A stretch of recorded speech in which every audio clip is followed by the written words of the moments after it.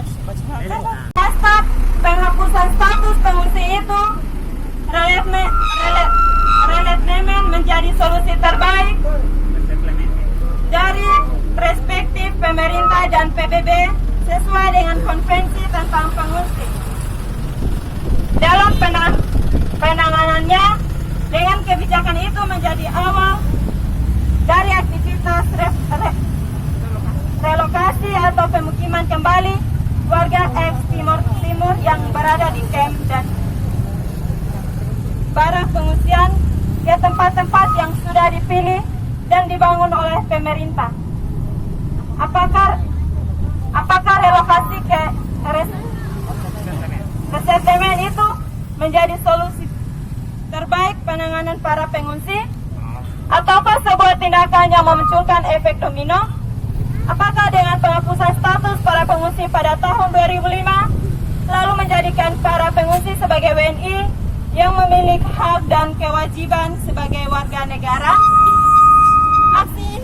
Aksi ini dengan tujuan mengingatkan pemerintah Republik Indonesia bahwa masih banyak warga negara Indonesia ex-Timur yang masih hidup di kamp pengungsian yang terlupakan, sekaligus memperingati 21 tahun kehidupan WNI ex-Timur pasca pengumuman hasil jajak pendapat 4 September 1999 di Timur Barat.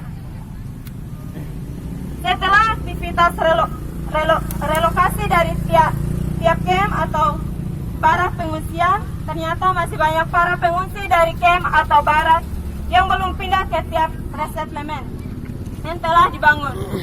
Hal itu disebabkan oleh beberapa persoalan dasar yang menjadi hambatan untuk setiap warga. Ada warga yang tidak memiliki nama penerima resettlement, ada juga yang tidak bersedia untuk menempati resettlement meskipun memiliki nama untuk menempatinya. Bagi warga yang tidak mendapatkan resettlement harus berbesar hati dan menjalankan kehidupan di camp atau barak pengungsian. Tidak adanya tindak lanjut jelas dan konsisten oleh pemerintah untuk menanggapi persoalan para warga pengungsi yang masih hidup di camp atau barak dan bahkan mereka dilupakan dalam kesunyian panjang, sehingga terus memperpanjang penderitaan warga ex-Timur yang berada di camp atau barak pengungsian. 7 tahun setelah program regulasi resettlement, angin segar berhembus dari Kementerian PUPR yang berupa permukiman melalui program masyarakat berpenghasilan rendah dengan total dana 1 triliun rupiah pun tidak sedikit menyentuh dan berdampak untuk masyarakat camp seperti camp Nolbaki, camp Tuapukan, dan camp Naibonat.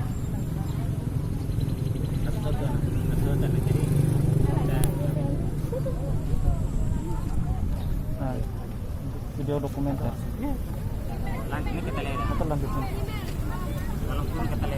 Para warga camp yang sebenarnya memenuhi syarat untuk penerimaan dana itu harus kembali kehilangan asal antara dana pemukiman untuk masyarakat yang berpenghasilan rendah tidak menjadi bagian mereka. Para warga menduga pemerintah terkesan kurang adil dalam memperlakukan para warga penghuni camp atau barak sehingga mereka tidak mendapatkan bantuan itu.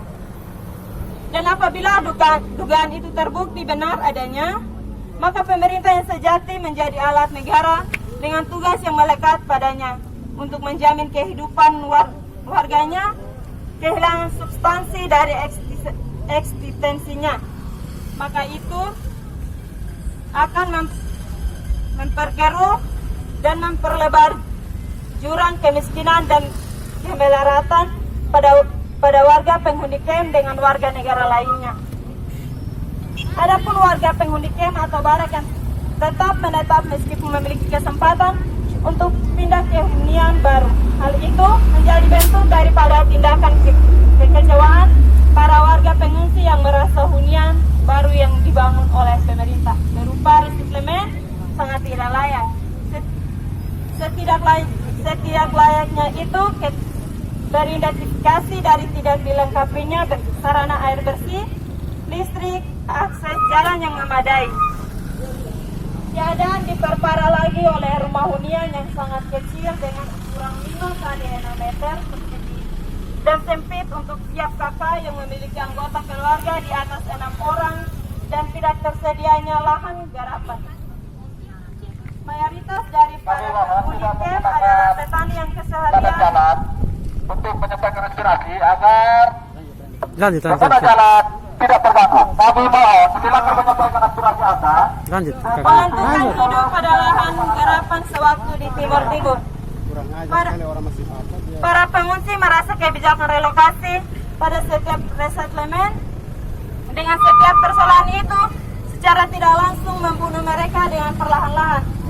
Dan bagaimana seorang petani bisa bertahan tanpa lahan garapan, maka konsekuensinya mereka yang berprofesi sebagai petani akan beralih profesi.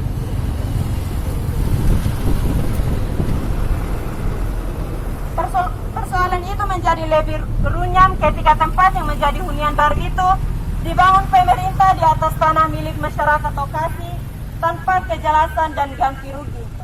Itu akan mengakibatkan konflik sosial yang terjadi antara masyarakat lokal dengan para penghuni camp atau barak. Contoh kasus Obelo atas dan Tanah Merah yang tidak mendapatkan kejelasan status tanah dikarenakan resettlement itu digugat oleh seorang pengusaha yang mengaku memiliki dari tanah itu, sehingga ada upaya dari mereka untuk meminta kepastian akan status tanah dalam bentuk sertifikasi kepada pemerintah memperoleh hasil yang milih.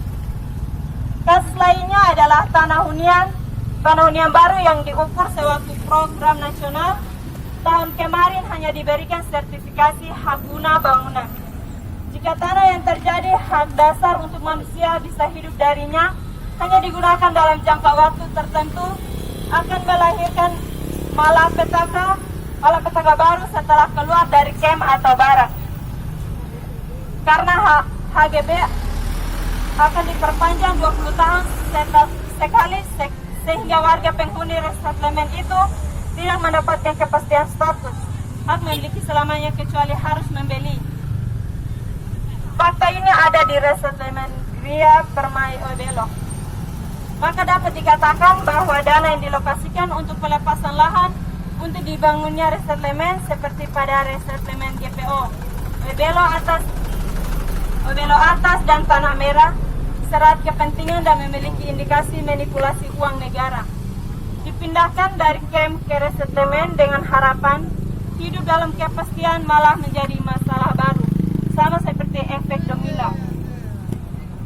Meskipun pantang memanggil para warga ex-Timur Timur dengan sebutan pengungsi, tetapi tidak bisa dipungkiri realitas sosial hari ini menunjukkan keadaan yang tidak terlalu berubah semenjak pertama kali mereka menjadi penghuni baru di Timur Barat pasca referendum Timur Timur tahun 1999 lalu.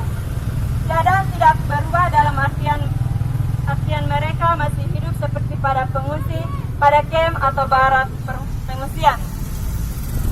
Secara yuridis, warga ex-Timur Timur memang sudah menjadi warga negara Indonesia. Namun secara sosiologis, interaksi mereka masih seperti pengungsi yang selalu saja mengharapkan uluran tangan dari orang lain.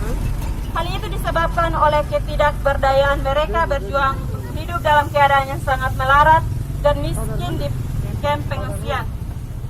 Kemelaratan dan kemiskinan berakar dari ketidakpastian akan status tanah dikarenakan tanah yang menjadi kebutuhan fundamental untuk menunjang kehidupan hari esok menjadi sesuatu yang abstrak dan tanpa kejelasan.